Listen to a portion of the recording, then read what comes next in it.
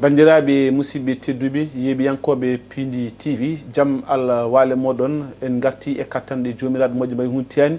enen gandi oɗo émission pamen pamminen enen kewno yawdine e banimen debbo hono Halima Dia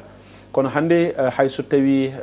udumere wona lomto bafal ma en eto vraiment hokkude bandiraɓe yewtere men wiyetede pamen pamminen enen jaadi hen noon e musidɗo men tedduɗo mo ganduɗa ma ko Mouhamadou Ndim mo ganduɗa ma tabarakallah machallah hay goto watta mbo présenté kono kay en telata e émission so Allah lamɗo jaaɓi ma en nan hen kay hay era go gandanɗa hoorema mawɗo men mawɗo Abou Samba Diop mo ganduɗa hoorema tabarakallah machallah kañumni ko gana e yewtere nde ɗo no ganduɗa hoorema enen mbaɗa ɗum pamen pamminen noon ko yewtere nde ganduɗa hoorema ala ko ummin ɗum so wona vraiment ƴetade tongude won certaine toɓɓe mbawen addana ɗum bandiraɓe ha mbawen yewtide mabɓe no hanniti ni erɗen addude hen kadi ko ganduɗa ma ko ɗum ɗo woni famamuye meɗen hande noon enen Allah rokki fartague vraiment enen pour wawde ɗowde yewte nde inchallah ma en ñaago Allah subhanahu wa taala yo rokku en fartague wawde ɗowde yewtere nde no hanniti ni te taw kay o waɗanta en caɗele e nder yewtere nde noon hande ma en tesko hen toɓɓe tati ɗe ganduɗa ma en poto wawde yewtude hen yewtere toɓɓere alwonire nde wonata la rentrée des cours et tribunaux enen gandi waɗi ɗo e lamorgo ngo hani ko hoorejo leydi ndi kañum ardi ɗum noon ma en ata yewtude hen ƴeewen ɗum wadde décortiqué ƴeewen tigui rigui famde holko soomi e on ɗon rentrée mo ganduɗa ma cours et tribunaux caggal kay ndeɓe keeɓi laamu caggal majjum ma en gar e nden ɗon yewtere nde gandanɗa hoorema fa tabarakallah machallah hono hanki ɗum waɗi ñande ñalawma alhamis to toon to galle APR enen gandi ɓesgu APR naaɓe e dendagal alliéji walla jagguidiɓe ɓen ɗon ganduɗa kañumen goni APR kamɓe kala ɓe potti toon to galle APR gam vraiment yurnitade e yewtidde e nden ɗon hunde nde ganduɗa hoorema fawama e dow Farba Ngom woni ittugol wutti hormo mo ganduɗa hoorema kanko Farba Ngom député à l'Assemblée nationale mais kay maire des Agnam vraiment omo fawa ɗum ɗon en jii vraiment ɓesgol ɗi darde nde daari hen ma en gartu hen no hannitini kona ko ɗum ɗon gasnirten ko toɓɓere men wattinde woni crise économique mo ganduɗa hoorema ene teska e leydi ndi enen gandi ken tonno e capanɗe jeegom e jeeɗiɗi boulanger ene jogori yaade chômage ɓen ɗon noon e rima président de la république e état o ndo vraiment garata paabo ɗumen so wona ɗum ɗo faya ɗo moƴƴani ɗum waɗi mbiɗen yen cuɓoɗen ɗon toɓɓe tati mbawen vraiment yewti hen kono haade men arde toɓɓe ɗe alay saaga vraiment dokken konngol musidɗo men tedduɗo Mouhamed Ndim wawi salmidirde e bandiraɓe mi salminima doyen Abba Sarr mi salmini dendagal yeeɓiyankoɓe aya o yeɓirde Pindi TV kamɓe kala e kuuɓal en calminiɓe en jewniɓe kadi no fewi e ndeɗo yewtere nde ganduɗa ko fattam lamiri ndeɗo kadi ko yewtere nde ganduɗa eɓe battori ɗum no mbiruɗa ni en calmini omo ganduɗa ko sœur men sokhna Halima Dia en calminimo au passage ko noonne kadi calminirɗen omo ganduɗa eɗen wadda e mum yewtere nde hayso tawi ko par duplex o eɗen ga kanko moɗo joɗɗi to salle to eɗen mbadda e makko yewtere nde on ganduɗa ko jinnaɗo men Abou Samba Diop en calminiɓe en calmini dendagal kadi mbiyen diaspora o foof no fotirno kamɓe kala e kuuɓal en calminiɓe doyen ko noon tigui Mouhamed Allah jarama a jarama kadi a weltanama no fewi en beltinima aussi bani men debbo mo ganduɗa hoorema ko kañum hewnoɗo on nden yewtere nde hande noon enen gandi ko hajuji aduna kadi keewi serdude e julaɓe ɗum noon kadi enen ñaago Allah subahanahu wa taala no wawi sifirade foof yo Allah waɗanmo jaam waɗanamo kisal duumingal gonnugal e ɓamtare e yaajede e udditare bijayi nabil Moustapha sallam kono en tardata hay nokku Mouhamed Ndim eɗen andi joni en kokki toɓɓe tati ɗe ganduɗa hoorema ko hen poɗɗen yewtude toɓɓere avenir nde woni on ɗon la rentrée mo ganduɗa ma natal tigui rigui woni cours et tribunaux taw ko kañumen jogui vraiment kala ko fati alhaali ñawore e leydi Sénégal en jii hoorejo leydi ndi darde ne daari hen e konngui kadi ɗi ganduɗa hoorema ƴetti ɗum fewde vraiment e ɓen ɗon mo ganduɗa ma ko kañumen goni ardiɓe surtout kala ko fati alhaali e ñawoji e leydi Sénégal holko mbawɗa artande min e on ɗon fannu ha yimɓe mbawa famde holko woni tigui rigui la rentrée des cours et tribunaux bon mbiyeten ko baptême du feu waɗande gadunol kanko hoorejo leydi ndi ardade no mbiruɗa ni rentrée solennelle des cours et tribunaux ɗum ɗon ko ɗum dental ɓen ɓe ganduɗa ko magistrat ji kañumen mbaɗata kolol mumen jooɗade wadde ko yiyete ko no assemblée générale ni wawde artude e saqqaji ɗiɓe jogui kono kadi golle ɗeɓe golloto ɗe ko ɓuccete hen ko fewnete hen goƴaji ɗiɓe jogui hen holko laamu ngu foti walliddeɓe to banggue golle mabɓe enen gandi ɗum waɗi hanki e gardugol son excellence Bassirou Diomaye Diakhar Faye no mbiruɗa ni ɗum ɗon noon no mbiruɗa ni ko adi foof men miijo no président yiruno ni wonande wadde siégé to bange conseil supérieur de la magistrature hunde nde o haalno donc finalement en jinde ɓe ngari acte mo ɓe ngadi wadde kam ko ene jeeya to bange ñawoje ko waddi ko yete ko assise de la justice ha ɓe mbaɗi invité ko wayno maître Aissata Tall Sall en ko wayno on saaha kono min ko hawimi seeɗa tan guelen ɗum waɗa conclusion waɗa o winda en mi yiyani kam to bange ko siina walla ko itta ɓulna e nden jonde ko woyta ko ɓucca ko miijoji kesi jumtuɗi mbaɗaɗi hen ɗi mi suwa yiide ɗum lollina taw bon ɗum ɗon ko hunde fondode waɗede au moment où hande en jii caɗele ɗe ganduɗa hande eɗen jogui to banggue ñawoji ko wayno kono so tawi en mbi magistrat ko yimɓe ganduɗa ko wonoɓe ñawoji ɗe ɗum kadi ko caɗele par ce que so tawi hande en jii to banggue audience uji ɗi so mbaɗi eko way noon caɗele ɗeɓe jogoto to banggue saluji ɗi to banggue caɗele informatique ɗum ɓe goytima ɗum hay hanki to banggue ni micro ji an mo ganduɗa ko sa tawi ko aɗa jogui audience sa darima wawde haalde beele saalo arɓe ɓe mbawa heɗade ko haalete ko e procédure ono yarata ni hen sahaji aɗa naata e saluji daña ni caɗele wawde he nande ko jomumen kalata ko ɗum probléme walla to banggue climatisation nguleki eko wayno même hanki sal mo ganduɗa ko président de la république waɗi ɗum présidé ɓe dañi caɗele to banggue wonande nguleki donc manque de climatisation ko way noon to banggue on infrastructure je crois quand même ko hunde nde ganduɗa ko ɗum woni ko ɓe goytoto toujours kono noon to banggue kadi ko yiyete ko statut ji mabɓe to banggue wonande ko yiyete ko gonka mabɓe kamɓe to banggue gurnam mabɓe surtout hanki ene jeeya e débat koɓe jewtatno wonande droit de grève wonde yadeɓe grève par ce que eɗen gandi wodi no saaha moɓe dillinno ɗo seeɗa ɗum waɗi probléme seeɗa ɗum ɗon kadi ko ɗum caɗele waɗa droit de grève holko ɗon c'est comme si président aussi jaabimoɓe ɗon ete wonko jaabiɓe ɗon ete nde mbaɗi évoqué konngol wiide nde eɓe jogui hattan wawde grève ko hattan wawde wadde grève yawgo juuɗe ko yiyete ko mais aussi ko yiyete ko dans ko mbiyata ko l'ordre public andi ɗum ana adda caɗele ni to banggue an jiiɗa hebde dossier ji walla won certaine papier ji daña probléme mais aussi en jii to banggue lenteur ko mbiyata ko détention préventive wonɓe ganduɗa hande ha joni nanayi e kasoji ɗi dossier ji mumen ƴewaka woni hen ɓe ganduɗa dossier ji mumen ko majjuɗi etc donc ana moƴƴi saaha foof ɓe jooɗo ɓe mbawa yewtidde ɓe ƴeewa kadi holno ko foti ko ɓeydede ko foti ko ɓuccede ko way noon ɗum ɗon je crois que c'est très normal heddi noon won message baɗɗo fort mo président de la république haali koɓe kalfina ko woni ko golle mabɓe goto mabɓe foof yo wat no foti ni yarude hakkude mum e Allah donc ɗum ɗon so ɗum haali ma wonto waɗi hen convoqué ko ganduɗa peut être men garoy hen c'est à dire que so waɗi yo wat ko hakkude mum e Allah yo ƴeew hakkude mum e Allah mais joni holno no jiruɗa hande justice Sénégal hande no yaranni est ce que holko cikkuɗa bon aɗa andi enen malheureusement enen wona Sénégal tan ɗum ko Afrique hande sa ƴeewi ko ɓuuri ko hewde hande walla ko hande Afrique ɗo garɗa foof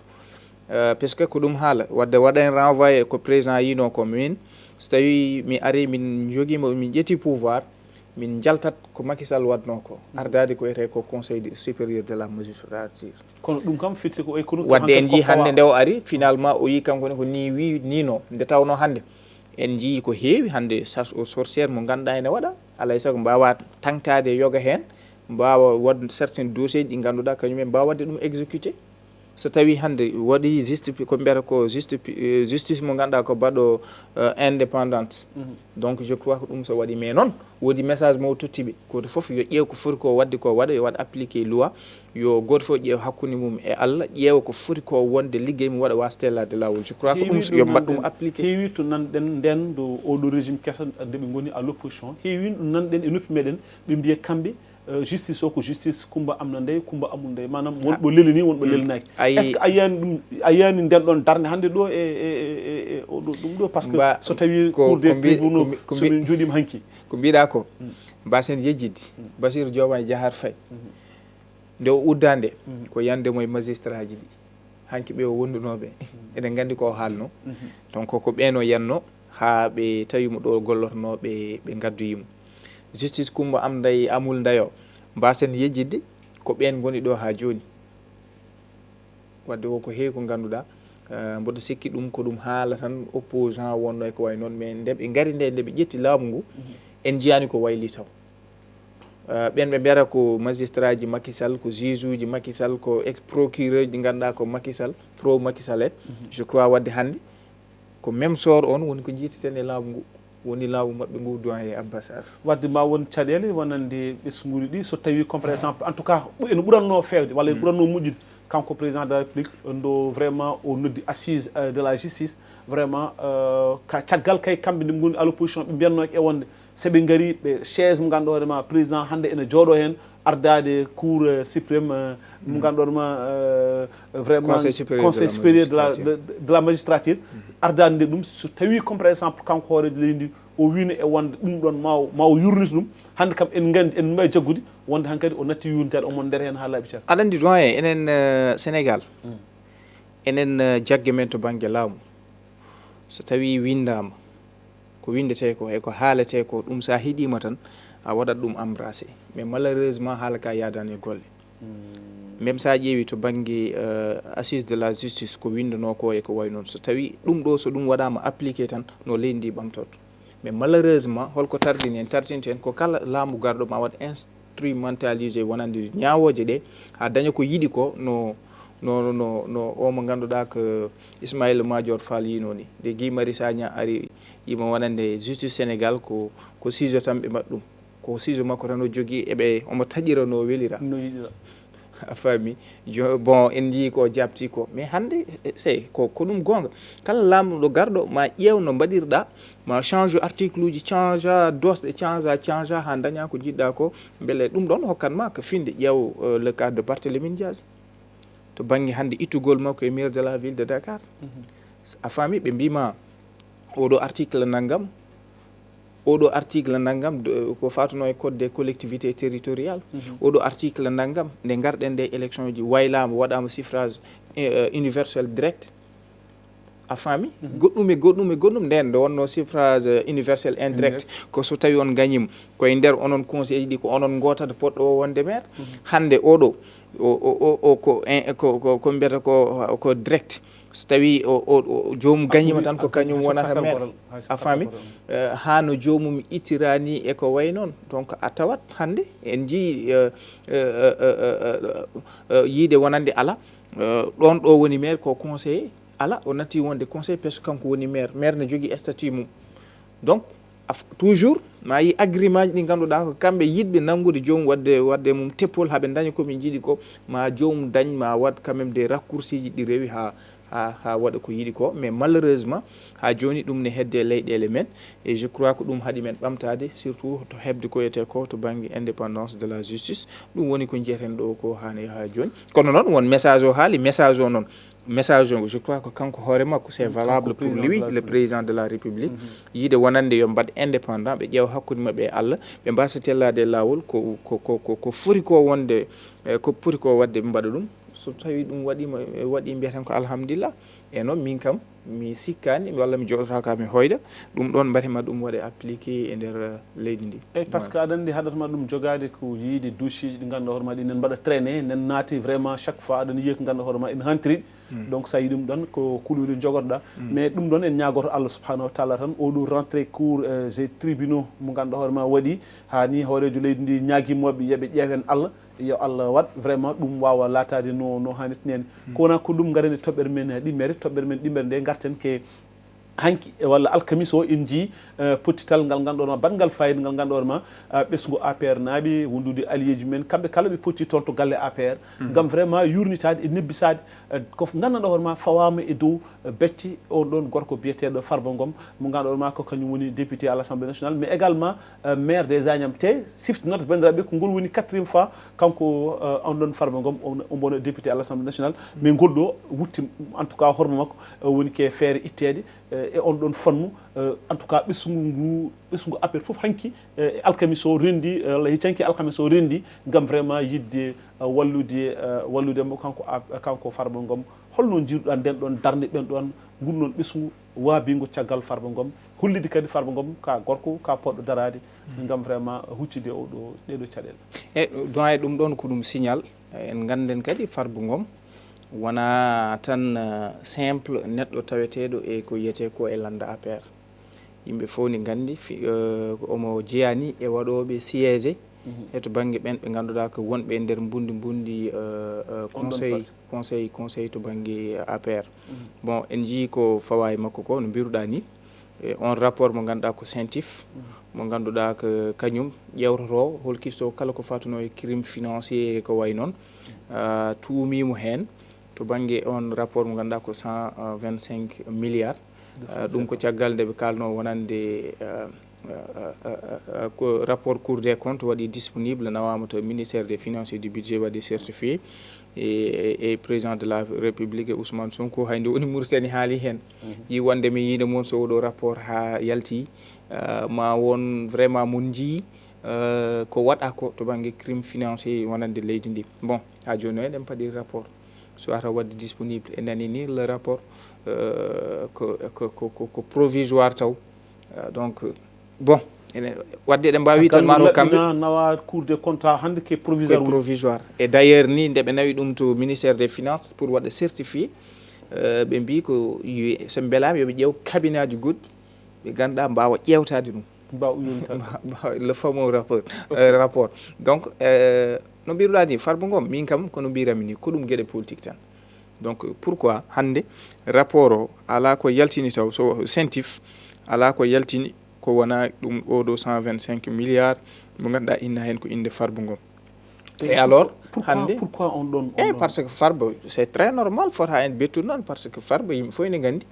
ɗum ko guila nde ɓe gone campagne ko yiyete ko électoral woni législative oɗo ɓennuɗo en nani ko Ousmane Sonko haalno ko a Agnam hay ko wona ɗum hay hande yimɓe ɓe ganduɗa ko simple ɓe ganduɗa ko yimɓe kala ene mbino ɓeyde so ƴetti laamu ngu oɗo e oɗo maɓe noto e laamu donc d' ailleurs Farba haali wonande wona hunde bettuɗum enen mbiyaten tan que malheureusement ko hawni hen ko hande sa ƴeewi kala mo ganduɗa ko biyeteɗo ko les champions de l' économie ko ɓen bibji mumen gone ɓorede doyen ko hawni hen ko et c'est malheureusement regrettable en jii le cas de Samuel Sarr d'une affaire privée hakkude mum eɓe gollotonoɓe compagnie West Africa Energy en jii ha hande nana waɗa garde à vue te ha hande ñawaka hayso tawi ñanden contre expertise waɗama e ko way noon waɗima blanchir en jii omo ganduɗa ko Habib Thimbo le maire de Semme mo ganduɗa yimɓe fof ene gandi kañum darde mum to banggue économie wawde wallude yimɓe sukaɓe kono entreprise aji ɗi jogui ne walla ɓe ganduɗa ko miskineɓe en jii le cas de Lat Diop Ousmane Sonko janoɗo ha Guédiawaye yi oɗo mami uddumo ko noon o yiruno on mo ganduɗa ko Farba Ngom e nder Agnam wonande oɗo ko ngol wonata sakket campagne makko donc en jii déjà ɗum ɗo ko fawa e makko heddi noon APR no mbiruɗa ni koko Aissata Tall Sall yino ko kamɓene maɓe jattino wawde huccodirde e laamu ngu wawde vraiment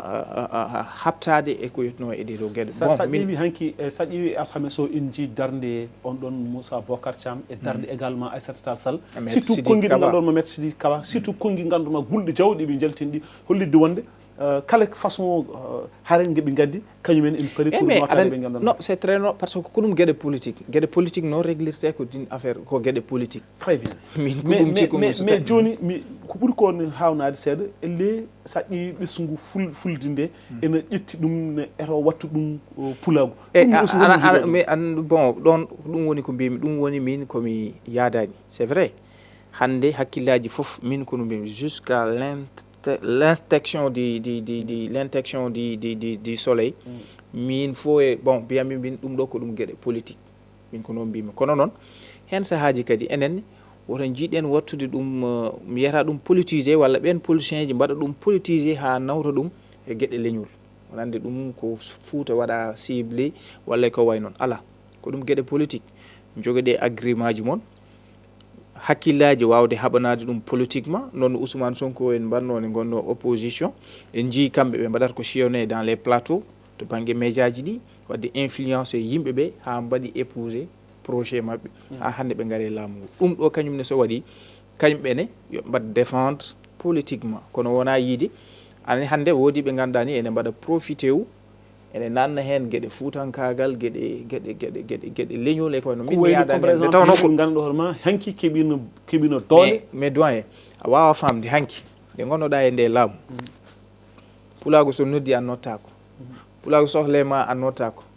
a faami hay dente pulago so mbaɗi a yiyetake wona an wona ballal ma wona haalma wona haydara so tawi yeehi ha laamu ngu gasi soli a faami hande ngara yidde wadde victimise ew ko fuutankagal ko pulaar mi yaadani hen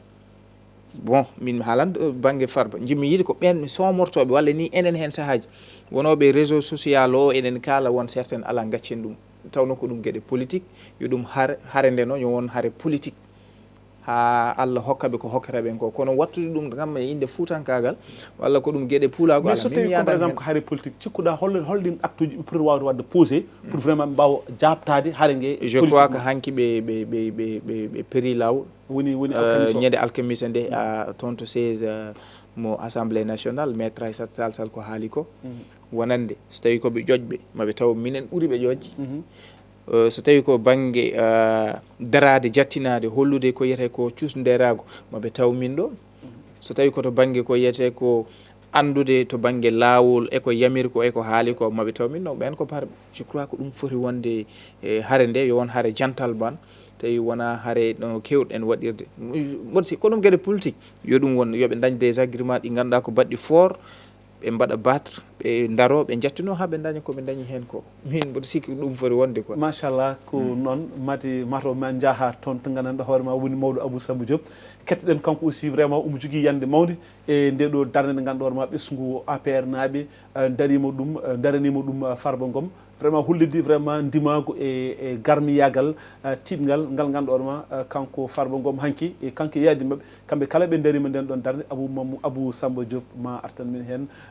kettoɗen mo inchallah puɗɗen artude e yewtere nde a yiiɓi en koɓe Opinde TV on calminama salminago ndede salminago teddugal Mohamed Ndim Allah jaama Abbas Allah jaama bettudemi ɗo gam yimi addu miijam e ko waɗi alkamisa ko to galle APR tawi ko gueɗe Farba Ngom onon tan oɗon mbawno haalde oɗon jona sababude hande Allah hokkani hakkillaji timmuɗi kadi juɓɓuɗi baɗɗi fayida kono on betti kam no Halimata bettinomi ñande en e yewtere ɓennude nde ko kala koko ko noon hanki yoga dawgolenkoɓe Sénégal lundiɓe landaji mawɓe sukaɓe ndendi toon ngam accude Farba Ngom wasa yeewede sababude ko faya ko noon a haali joni ko faya ko hundeji mawɗi hundeji kadi ɗi ganduɗa ko kulɓiniɗi to banggue dawgol leydi sababude ko jawtuɗen ko fitinaji jawtuɗen ɗi wango jawtuɗen ɗi ñaguinɗen Allah ko deƴƴere waɗa laamiɓe laamo opposition waɗa caggal mo Allah hokki kala heɓa gueɗe muɗum ko gonga kaɗo haala ina ruttatan caggal ko nde Ousmane oɗo mo ganduɗa kañum woni Ousmane Sonko nde woni jillu campagne diwan Fouta ha Matam wiide bandiraɓe yo mbattu hakkillaji ko ngol woni sakket ko Farba Ngom ina fiile ngol ɗo to banggue dawgol yankoɓe dañi gueɗe kewɗe gonɗe nder hen goo beele ko andudemo ko Farba tuuma ko omo laaɓa ɗum beele o yii e hol kolluɗomo e hol dalilu mo jogui hen walla ala ko andunodemo ɗum no woodi guila tawi wona hande walla ala ko wonde ñaawoɓe ɓe goni koye juuɗe mabɓe hade kamɓe koɓe parti au pouvoir ɗum foof to banggue witto politique ɓaɗo analyse no wawi yurnade ɗum sababude poɗɗo premier ministre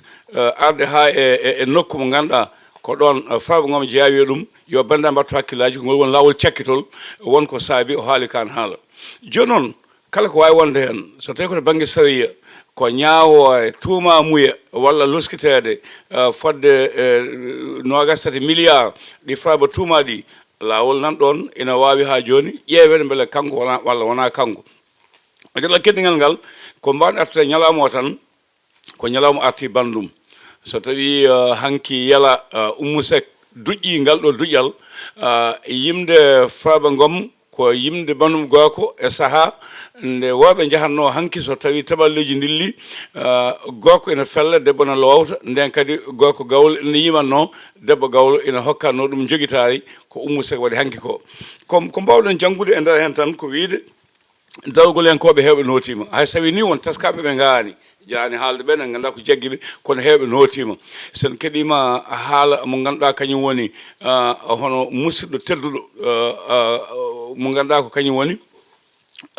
omo ganduɗa ko Aissata Tall Sall e nder haala muɗum Moussa Bocar Thiam ko kañum ɓuri jurnade uddita gueɗe ɗe haali ko foti haalde ko Aissata Tall Sall haala ko haali ka omo ganduɗa ko kañum woni Modou Diagne Fada haala ko haali ka e Yantude Sidiki Kaba haala ko haali ka e Farba Ngom de ari nde kañum hollidde wonde hulani ɗum ɗo ina ɗamini ɗum ɗo kadi ma won naatɗo e ganni leydi Sénégal ɗum won ko firtata beele ko ganni ɗi ganduɗa ñalawmaji gartat bandum hakkude Mamadou Dia e omo ganduɗa ko Léopold Senghor député ji pecce hakkude he ronka yo won wotoya galle Lamine Gueye ɗum ko yande wonde ñande ɓe jeeyi galle Lamine Gueye eɓe goota Mamadou Dia na haala ɓi ko debbo wimo baba accu accu haala baba o wimi accata haala no wawi caggal hande mo wonta haaltude wadde Farba Ngom on ko haali hanki no nande ɗum beele ko ñalawmaji pomnodal hakkude Senghor e Abdoulaye Ly nde Dakar fellete en ganda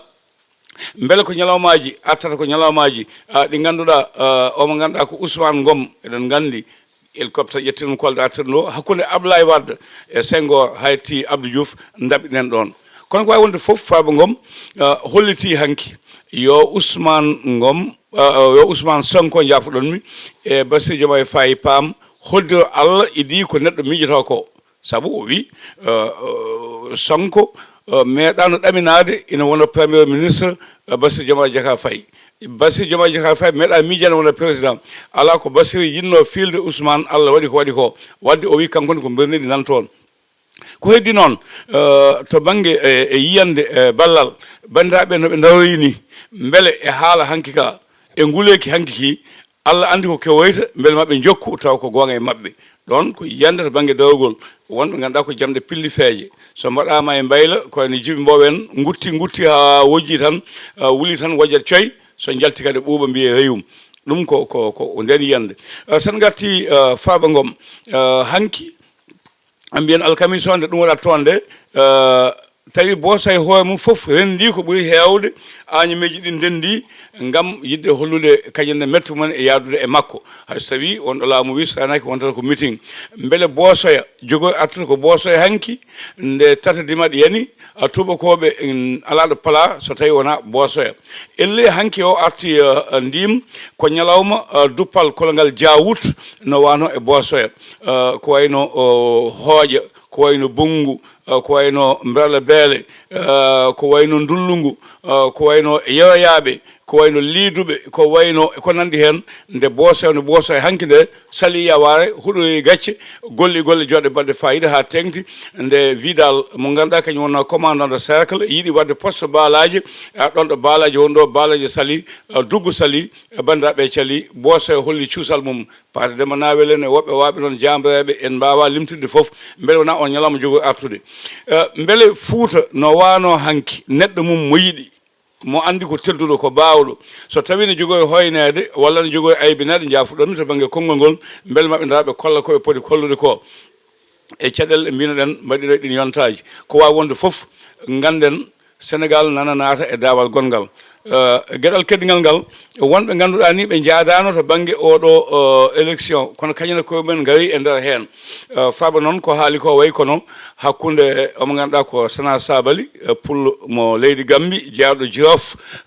hakkude makko Yaya Jammeh nde mbaɗi kuddata nde kanko ɓuuri hulede kanko ɓuuri jogade cuusal kanko ɓuuri fellide kono Yaya ko kañum laami wadde way kono Sonko e Diomaye no way joni ni no yimɓe mbiyata Yaya Jammeh haalana wiya o sa jaggani ɗum a wawa laamade nde Sana Sabali jaggande kala nde adna bottari o nokkal longere o wiya ha omo ganduɗa kañum woni docteur Yaya Abdoul Aziz Jammeh tawami ɗo mamin tawdir ɗo beele Farba Ngom haaldi ko beele janggo kañumne ma goto mabɓe taw ɗum toon ko Allah andi walla ala Allah ne wawi falnade ɗum wasa ɓoyde e nder kaso eko huuli ko ina wawi kadi Allah ne wawi wadde o wasa ha joni nadde mbiyen tan ndim jafoɗami ko Sénégal e hoore mum bandaɓe garta hakkillaji mumen walla kadi beele ko joptigu ko wiyete ko réglement de compte hakkude dawgolyankoɓe ɗum so tawi woni e leydi ko caɗele ko musibbaji mbaɗata yo Allahu lamɗo hokku en jaam Allah lamɗo hokku en kisal e ndenka mi yettima no fewi ndim mi yetti Ceerno Abbas mi yetti wondi moon so Allah lamɗo jaaɓi sa foof kala ko ganduɗen ma en gartu hen ma en jaadu hen so tawi Allahu lamɗo jaaɓi ko noon bandiraɓe musidɓe tedduɓe caggal nde kettiɗen mawɗo Abou Samba Diop e nde ɗo yewtere wattam lammiri nde ganduɗa hoore ma tabarakallah machallah ɓe garti tigui rigui ke ko ganduɗa hoore ma woni ngal ɗon potital woni ko keewi ko wiide so tawi aɗa felliti sippireɗe a ñorot donc hanki en jii vraiment ɓesgu affaire heccanki e alkamis o en jii ɓesgu affaire naɓe darima ñorima kamɓe e alliéji mabɓe fitti tan ko mataw kamɓe ne ɓe pelti haɓede no hannirta ni Mohamed ndima ko hen tan jofoɗen par ce que ko ɗon potten gaynirde yewtere meɗen woni ko ganduɗa hoore ma hannde sa ƴeewi yimɓe heewɓe nan nagga ko wayno comme par exemple des opérateurs économiques ko wayno Lat Diop en ko wayno comme par exemple Sambil Sarr en a faami ɗum ɗon est ce que wona ko ɗum ɗon jibini hannde oɗo crise économique kalteɗe e nder ɗum ɗo hani en jii vraiment les boulangers kene tonno e capanɗe jeegom e jiɗiɗi boulanger erima président de la république yo faabo ɗumen te so faabakiɓe ɓe payke uddude ɗum aussi holno jiɗɗa ngal ɗo Moussa eyyi ɗum noon mbaɗandi kam hannde heewi bojji sereraɓe séréer kam nande wonande boulangerie ko pori uddude ndo bojji bon ɗum ɗo fof tan ko no mbiruɗaɗe hollita tan ko crise économique mo ganduɗa hannde yimɓe ne guura ɗum so tawi tan ko haalde gonga no mbiruɗa ni a haali ɓen ɓe ganduɗa hannde ko champion ji to banggue économie ɓe ganduɗa ko jaggue mawɗe to banggue ɓe ganduɗa ko faggude leydi ɓe ganduɗa ko patronage e ko way noon bon en jii Ousmane Sonko wonko haali en Nouakchott lamorgo leydi Mauritanie o yi wona ɓe keeɓi o heeɓi jodda toon e patronat leydi Mauritanie hani mi nani won ɗiɗo ɓe ganduɗa président de la république toti ɗumen ko yiyete ko ordre national est ce que ɗon a sikkani ko ɗum contradictoire au moment où an jaggaɓe gandanɗo hoore ma ko yimɓe ɓe ganduɗa hoore ma ko opérateur uji économique andaɓe nafoɓe leydi nafoɓe par ce que ligginoɓe jagga ɗumen udda jaaha caggal wuuro ma leydi ma mbaɗa décoré walla mbaɗa dokka joomum eyyi bon ɗum holko peut être ɓen ko ɗo golloto e leydi ndi bon ana moƴƴi ha may kono noon no mbiruɗa ni hadema no mbiyano fittude boowal poɗɗa ko addirade e suudu ma min mboɗo yaade e teddungal ngal ɓe teddini ɓen sukaɓe ɓe walla ɓiɓɓe leydi Mauritanie naɓe peut être gollotoɓe ɗo to banggue vraiment ɓe ganduɗa ko champion to banggue faggouru ina yoɗanno kam ɓe dolno aussi ɓe dolna c'est trop normal ɓe mbawa dolnude wonɓe ɗo ɓe jonde Ousmane Sonko a Mauritanie o yi ko o joodima e patronat Mauritanie o yomo yiiɗi ɓe gollodira hakkude mabɓe e Sénégal kamɓe ɗiɗo patronat Sénégal e Mauritanie ɓe mbawa gollidde manam lawol ngol waɗama balisé ittama fittama ala perguite yooɓe gollodo beele ɓamtare leyɗele ɗiɗɗe foof wadde so tawi ko ɓamtare leydi mbawen siftorde président de la république Bassirou Diomaye Faye wonde jaɓɓino patronat o toon to palais de la république ko balɗe ndewi hen ɓe mbaɗi supprimer conseil économique social et environnemental te pourtant conseil économique social et environnemental représentant patronat nan toon ɓen ɓe ganduɗa gonɓe e secteur aji certuɗi nan ɗon donc ɗon sabotage o fuɗɗi en jii hannde no mbiruɗa ni ɓen ɓe ganduɗa hannde ko dilloɓe to banggue e mburu nana kuuli hedde capanɗe jeegom e ko fayi boulanger est ce que aɗa andi Sénégal subaka foof kamɓe fiyoɓe mburu ɓe mbaɗa produire ko ɓuuri 14 millions locol mburu si mais c'est à dire que enen danaka an sa ƴeewi Sénégal hannde won kaccari mum hirande ko mburu bokkari mum won hen wottito wonɓe ganduɗa gottoto ko mburu e goɗɗum hannde ko mburu fewnirte crise gonɗo o noon en jii hannde eɓe gooya to banggue wonande prix o en gandi wonde laamu ngu usti prix o kono laamu ngu de usti prix o kamɓe e ley ƴewata kamɓe cikkuɗa ɓe usti kamɓe ko poids o par ce que mbi ko wattaɓe arrangé haaɓe mbaɗi ɗo grève ɓe dillini balɗe seeɗa ko way noon mbawen siftorde e laamu Macky Sall wonde yano ɗo Russie yindire Poutine guerre russo ukraine nde o yeehi o jodde Poutine wawde wadde facilité to banggue wonande blé o wawa arde no hannirtini kanko Poutine o jaɓani ɗum président de la république ɗum ari waɗani impact kono taw fuɗɗinoma quand même nde guerre o fuɗɗi nde ɓe goni e bundi guerre o fuɗɗinoma wadde impact Afrique to banggue wonande mburu o wonande ko mbiyeten ko farine o donc je crois ɗum ɗonne kadi holto waɗata hen renvoyé beele hannde yontani leydi Sénégal ko yiyete ko autosuffisance alimentaire par ce que waɗama testé ɗo e Sénégal beele ene wawi ɗo ana wawi ɗo wurde parce que hayto diwan falde Podor en ji waɗano test e vraiment ɓe tawi waɗi réussir ko hunde ganduɗa ene wawi ɗo wadde ene wadde hol volonté laamu ngu wawde wallude ɓen ɓe ganduɗa ko remoɓe dañe espace uji mbaɗe aménagé beele wawa vraiment ko yiyete ko watta remede ɗo e Sénégal kono noon ɗo e nden ɓen ɓe ganduɗa ko boulanger en alay saago ɓe balla ɗumen so tawi won taxe uji walla subvention uji laamu ngu waɗatno yo ittu ɗum so tawi won taxe uji fawatno e ɓen ɓe ganduɗa ko addoɓe hannde ko yiyete ko ni grand moulin nanɗo grand moulin hannde nanɗo nanɗo ena donc holno ɓe poti wadde haaɓe mbawa ustude prix ji ɗi beele kamɓe ɓe ganduɗa aɗan ɗum ɗo imagine hannde sa ƴeewi ɗo e Sénégal ko plus de 2000 et quelques ujunnaji ɗiɗi ko fawi four mburu woni e Sénégal gollotoɓe hen ɓe eɓe tolni e temedere ujunere ko fawi so tawi caɓanɗe jeegom e jeeɗiɗi four mburu hannde so tawi maayi no foti kadi yohoɓe chômage en kalani yaɓe chômage to banggue BTP to ɗin construction ji ɗi ganduɗa ko hannde ko dartinadi en jii hannde won certaine autolaji ganduɗa hannde dartini golle mumen en jii hannde ko yeehi ko chômage en jii même rapport jaltuɗo to banggue taux de chômage no ɓeydori ni donc so tawi ɗum ɗon foof nanɗo hannde ɓe jee ɗum en jii jakartement uji ɗi to banggue wonande ɓe mbawa dañde immatriculation e ko way noon ɗum ɗo foof so tawi ene waɗa ko ɗum waɗata influencé sukaɓe wade yaade désert o yaade ko yiyete ko maaji clandestine wadde immigration clandestine je crois hannde laamu nguɗo won rupture moɓe gadduno won rêve ɓe jeyno sukaɓe ɓe donc so tawi ɓe gari c'est vrai que yimɓe ene mbiya peut être ɓe goni koye état de grâce e koye noon kono noon hannde oɗo e poti hujjande golle an état de grâce mo ganduɗa hoorema à chaque fois aɗa yiya comme par exemple ardiɓe ene ƴetta comme par exemple laaɗe diwoɗe comme par exemple tout récemment en jii premier ministre ça fait sa deuxième fois ou troisième sortie bom mo ganduɗa hoorema kala ndo aɗa yaɗo ƴettata ko laana ndiwo ko taw ko avion au moment où yimɓe en gone crise est ce que a sikkani ɗum ɗon aussi vraiment kamɓe ils sont très gravement fautifs quoi eh bon andi heddi koɓe mbimi ko tan hannde haala politicien so tawi tan an a jaaɓi ɗum haalnima jaaɓi a yeeyi an kam vraiment mi famanima ka poɗɗo nawede psychologue donc en jii ko no mbimi ni tan haalaji mabɓe ne beeli c'est à dire que heɗade haala mabɓe aɗa hunde so woni promesse politique ma mbiɗa wawi jabde ɗum ɗo ko promesse politique mais comme par exemple so tawi comme par exemple une fois ari laamu hay so tawi a waɗani ɗum ɗon yo nandu hen mais malheureusement gonɗen koye Afrique mais particulièrement gonɗen koye Sénégal koko mbiɗen ko tan hannde so tawi ɓe toti mbaɗi manam ɓe bindi des projets walla ɓe kaali discours aji mabɓe ceerno a yeɓat walla a waɗat aɗum mais malheureusement haala ka yadani golle ɗe est ce que réellement enen poti wonde crise au moment où en nanin ɗo premier ministre ene hollita wonde ɓe tawi compte goto baɗɗo 1000 milliards on 1000 milliards kam haɗe mbawa addude ɗum tan après crise men économique o ɗum wona usta seeɗa walla mbiya mataw ko toon rapport scientifique o fotno huccude on compte baɗɗo 1000 milliards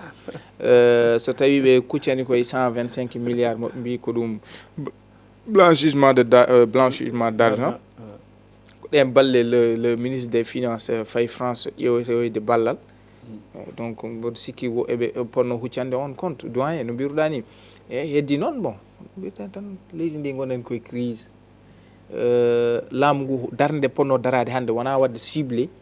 ɓen ɓe ganduɗa ko ɓe cohe ɓe nanggueɓe ala ɓe poti huccande koye golle tawno leydi ndi ɗo memɗa fof nana muusa doyen ko ɗum woni haala ka yoɓe kuccan golle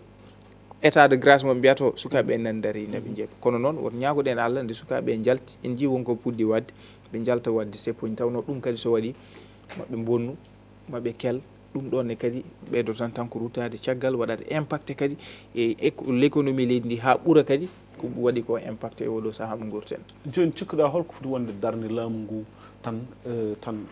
kadi vraiment crise économique oɗo waso ɗumin par ce que en so tawi comme par exemple poɗe nduure oɗon woota oɗo poɗe nduure addu kalis jaggani kalis et alors que au moment où yimɓe ponno ko darade liggo gollade tan